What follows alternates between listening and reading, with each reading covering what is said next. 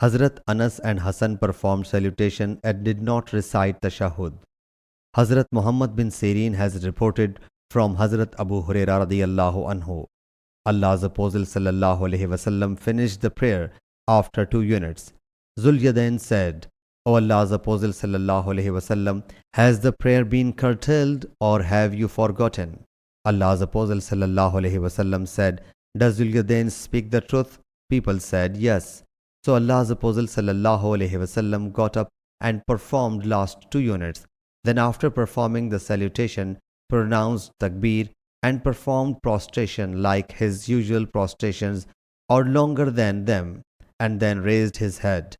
Hazrat Salama bin Alqama narrates that he said to Muhammad bin Sirin, is there tashahhud after performing 2 prostrations of forgetfulness? He said, it is not mentioned in Abu Hurairah's Hadith. Sahih Bukhari, Hadith number 1228.